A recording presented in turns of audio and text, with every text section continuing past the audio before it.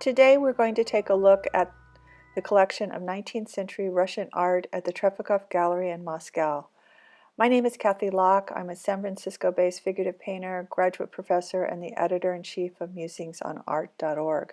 I have chosen a few choice pieces to discuss in detail, but let us begin with an overview of this great collection of Russian art.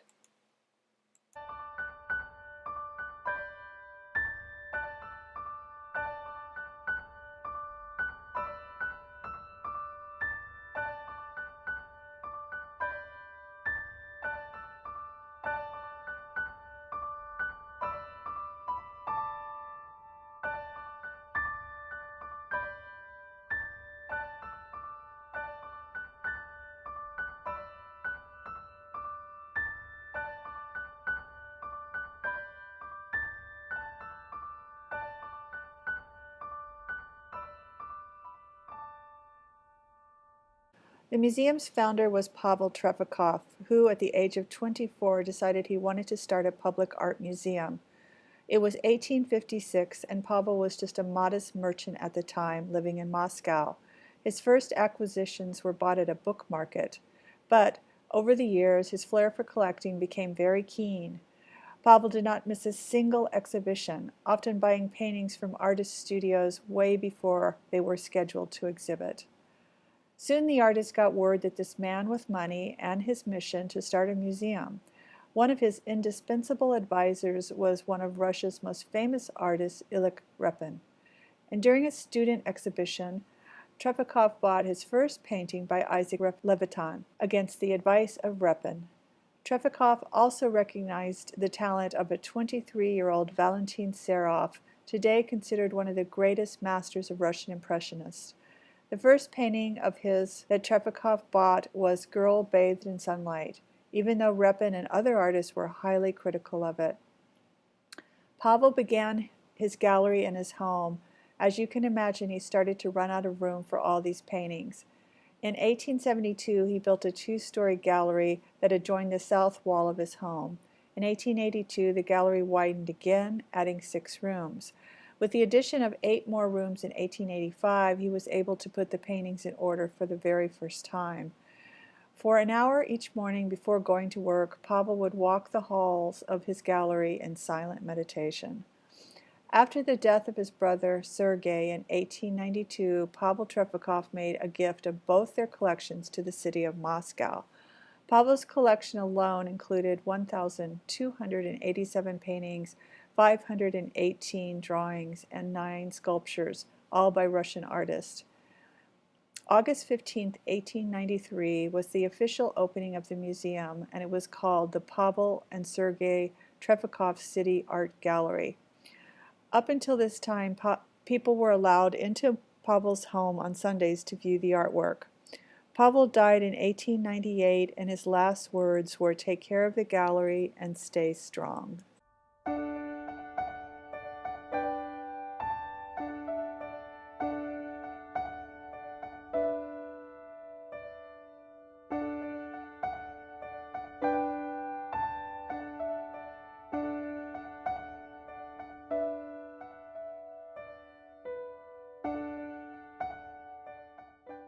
Among Pavel Tretyakov's favorite artists was the portrait artist Ivan Kramskoy.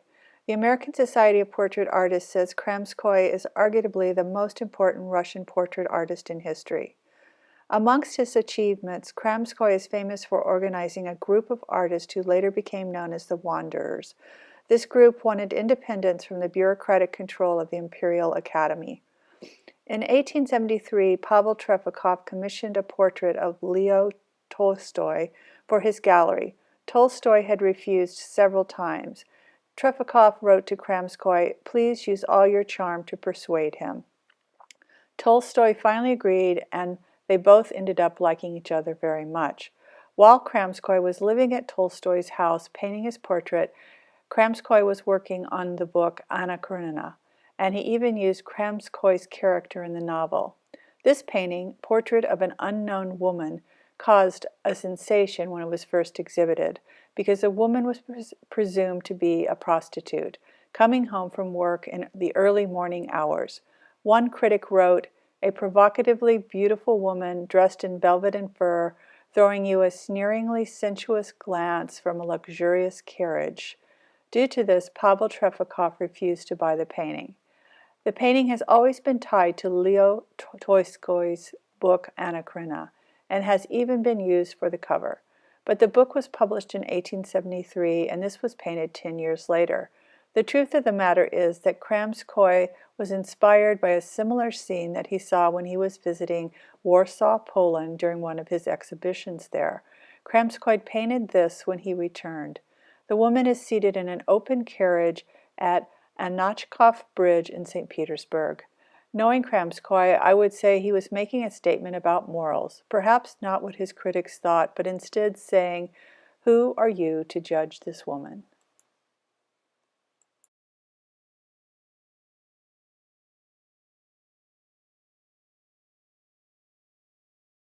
Ilya Repin was a self-made man.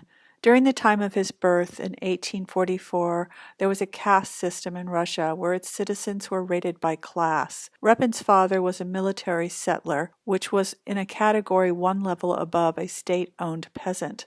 Thus, upon his birth, Ilya was legally bound to live and work according to the demands of the state. In 1863, with 50 rubles in his pocket, Repin arrived in St. Petersburg to begin his artistic training. He passed the Imperial Academy's examination 1 year later, and in May of 1865, Repin won a small silver medal award.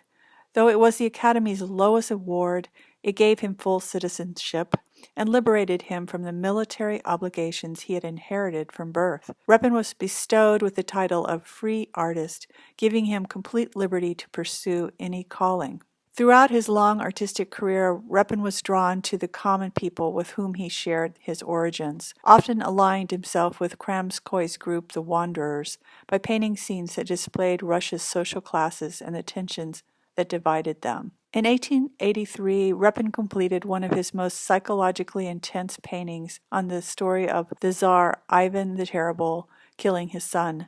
This canvas displays a horrified Ivan embracing his dying son, whom he had just struck and mortally wounded in an uncontrolled fit of rage. This event occurred in 1581, yet Repin dedicated this painting to Tsar Alexander II, who was assassinated in 1881 by a group belonging to the Reform movement. Repin's comments about this work were, "Be careful what you do with your rage. You could end up doing more harm than good." The assassination caused a great setback for reform in Russia. Alexander II had completed plans for an elected parliament the day before he died. He had not yet released the plan to the Russian people. Had he lived another 48 hours, the plan would have been released. Russia might have followed the path to constitutional monarchy instead of the long road of oppression that defined his successor's reign. The first action by Alexander III after his coronation was to tear up those plans. A number of Russian artists created paintings in response to the assassination of Alexander II, using a primarily red analogous palette, so much so that in 1881 it was referred to as the Year of Red. This painting was so important to Pavel Tretyakov that he acquired it without even seeing it, while it was still in Repin's studio.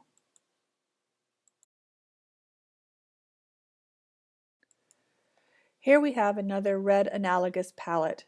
Philip Malevin painted Whirlwind right after Bloody Sunday, which, on October 17, 1905, peaceful demonstrators, many of which were women and children, were killed near the Imperial Academy.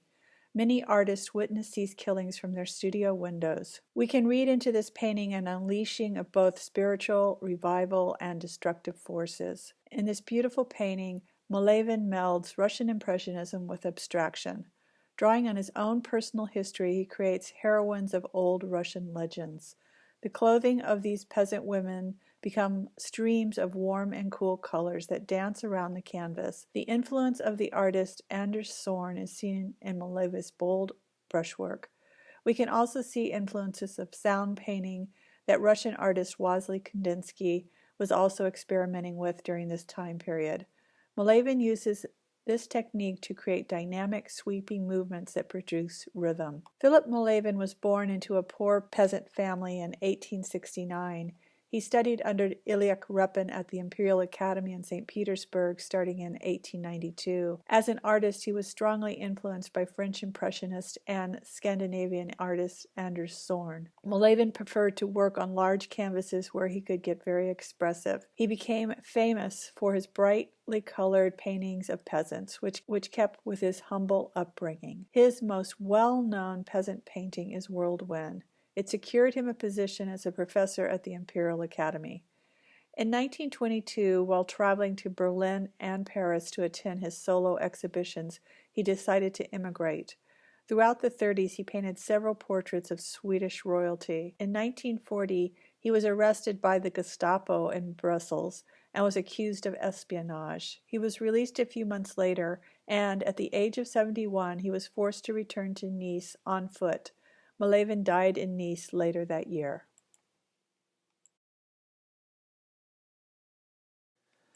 Mikhail Rubel was a transitional figure between traditional and modern art. He is regarded as the greatest of all the Russian symbolist painters. His work concentrated on the supernatural and mystical elements of art. This large painting, called Seated Demon, brought notoriety to Rubel for the very first time.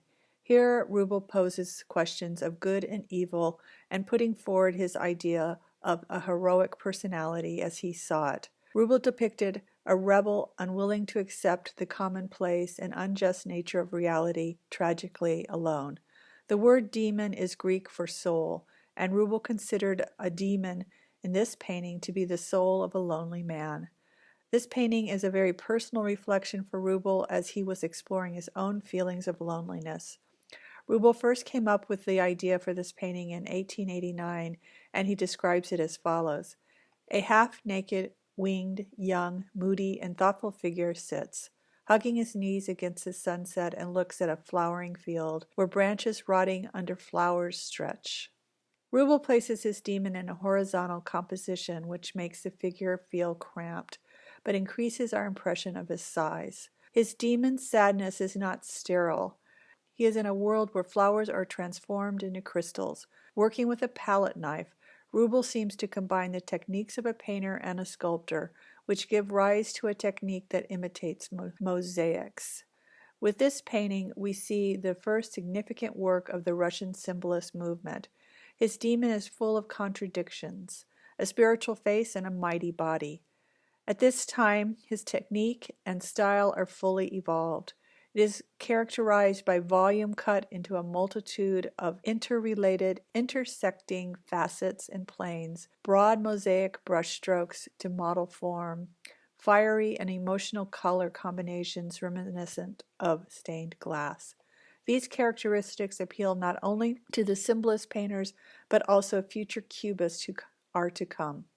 The theme of Demon is the epitome of the eternal struggle of an anguished spirit and becomes central to the artist's work for the rest of his career. Mikhail Rubel was a painter, sculptor, theater designer, draftsman, and illustrator. His work stands out because of its originality. He pointed the way and made possible the experiments of succeeding decades. He influenced not only Russian symbolists, but the Cubist and abstract movements. This has been a quick look at the Tretyakov Gallery in Moscow. If you like to tour the artwork in Russia, I offer a number of different programs throughout the year on art, culture, and architecture. I also offer a workshop for artists who want to join me in plein air painting. Please visit RussianArtTour.com to see these programs. For more detailed articles and videos on a wide variety of artists throughout the world, please visit MusingsOnArt.org. This is a great place to learn about what makes good art. We also sell original fine art paintings from established artists from around the world, and prints by Russian, French, and American masters. Thank you for joining me today.